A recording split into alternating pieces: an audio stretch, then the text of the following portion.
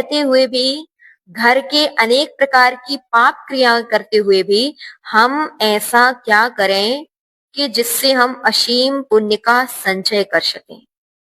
ध्यान रखें, पुण्य हमारे जीवन में बहुत महत्वपूर्ण है। अगर मानसिक परेशानियां दूर होती हैं, यानी परिवार के लोग अच्छे हैं, तो वह है पुण्य से। आर्थिक परेशानियां दूर होती हैं, यानी पैसे की तंगी अगर दूर होती है, धन आदि विशेष रूप से अर्जन होता है, तो वह भी होता है पुण्य से। शारीरिक परेशानियां अगर दूर होती हैं, तात्पर्य की बीमारी आदि नहीं होती, परिवार के किसी भी व्यक्ति के लिए बीमारी आदि ना हो, यह भी अगर होता है तो वह होता है पुण्य से। यानी हमारे जीवन में पुण्य बहुत महत्वपूर्ण है। आखिर हम ऐसा क्या करें जिससे हमारे लिए घर में अनेक अनेक पाप क्रियाएं करते हुए भी विशेष पुण्य का संचय हो सके। तो छोटे छोटे कुछ टिप्स हैं। अगर आप इन बातों का ध्यान रखते हैं तो घर में रहते हुए भी आप महान पुण्य का संचय सहज ही कर सकते हैं। क्या है आखिर वह टिप्स? तो आज चलते हैं इन बातों को समझने के लिए। पहली बात, जब भी आप घर से बाहर निकलें, व्यापार के लिए जा रहे हैं, सगे संबंधियों से मिलने जा रहे हैं अथवा मंदिर के लिए जा रहे हैं, उस समय घर से निकलते ही यह नियम ले लें कि मेरे शरीर में जितना भी परिग्रह है और गाड़ी आदि का जितना भी परिग्रह है, केवल उसकी छूट है। बाकी परिवार के, दुकान के, मकान के जितना भी हमारा परिग्रह है, उन सब का मेरा त्याग है। दूसरा, प्रातः कालीन ही आप यह नियम ले सकते हैं कि आज मैं 1 जोड़ी, 2 जोड़ी, 3 जोड़ी, 4 जोड़ी वस्त्र, चप्पल, केवल इतना ही प्रयोग करूंगा। बाकी घर में जितना भी इस संबंधी मेरा परिग्रह है, उन सब का मेरा त्याग है। प्रातः काल भी यह नियम ले सकते हैं कि मैं भोजन सामग्री में जितनी सामग्री मेरी थाली में आएंगी, केवल उसकी छूट। बाकी संसार भर में जितनी भी भोजन सामग्री है, उन सब का त्याग है। ध्यान रखें, संसार में 10 लाख प्रकार की वनस्पतियां होती हैं।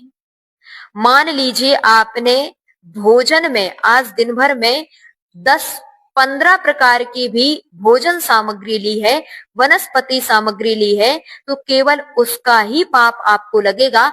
बाकी समस्त प्रकार की वस्तुओं का त्याग होने से आपको विशेष पुण्य का संचय होगा।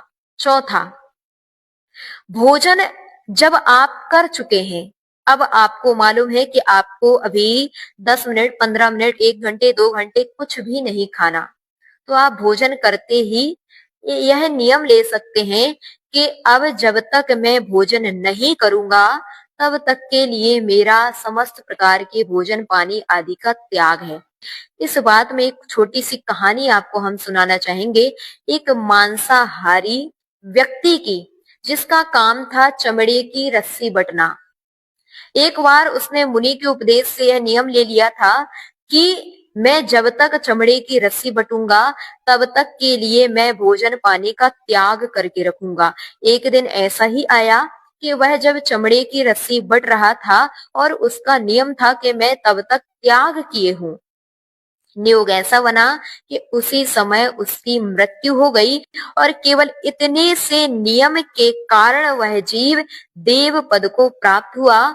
इसका तात्पर्य छोटा सा नियम भी आपके लिए विशेष पुण्य का संचय करा सकता है। पांचवा, जब भी आप खाली बैठे हो, उस समय आंखें बंद करके भगवान का स्मरण करें, नमोकार का ध्यान करें। हमारे यहाँ कहा, जो केवल एक अक्षर, केवल एक पद, यानी नमोकार के एक अक्षर या पद को भी पढ़ता है, वह 7 सागर के पापों को सहज ही काट देता है। इसलिए इस प्रकार की क्रिया भी कर सकते हैं। इसके साथ साथ दिन भर आपके लिए कितनी भी प्रतिकूल परिस्थितियां आए, लेकिन उसमें शांत रहें, सहज रहें। एक ही चिंतन करें, जो मेरे साथ घटित हो रहा है वह सब मेरे कर्म का उदय है। मुझे इसको शांति से ही भोगना है।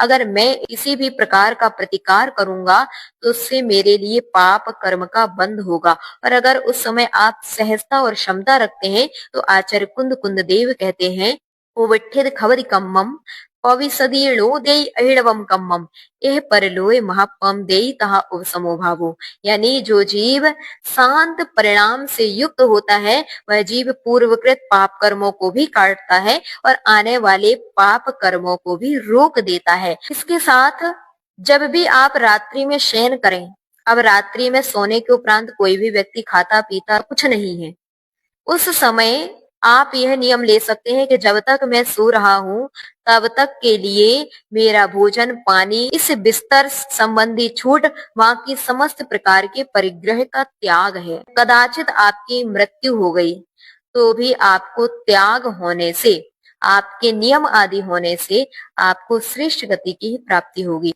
जब आप रात्रि में सोएं तो सोते हुए दोनों हाथ जोड़ करके एक बात अवश्य बोलें, संसार में जितने भी जीव हैं मैं सबको क्षमा करता हूँ और जितने भी जीव हैं उन सब से मैं क्षमा मांगता हूँ अगर मुझसे किसी भी प्रकार का अतिचार अनाचार हो गया हो तो। इसके साथ साथ यह भी नियम ले लें कि अब मैं जब तक सो रहा हूँ तब तक बिस्तर संबंधी इस परिग्रह की छूट है, बाकी घर परिवार संसार सबका त्याग है मेरा। तो मान लीजिए कदाचित आपकी सोते सोते मृत्यु भी हो गई तो आपको उस समय भी श्रेष्ठ गति की ही प्राप्ति होगी।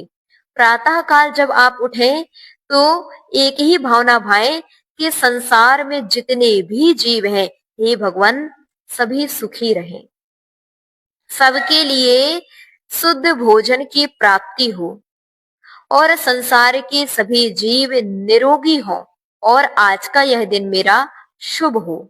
इस प्रकार की भावना अगर आप भाते हैं तो दिन भर में भी आप इतने पुण्य का संचय कर सकते हैं जिसके बारे में आज तक आपने सोचा ही नहीं। अभी तक आपने जितने पुण्य का संचय नहीं किया उतने पुण्य का संचय केवल इन छोटे छोटे नियमों को लेकर के आप कर सकते हैं।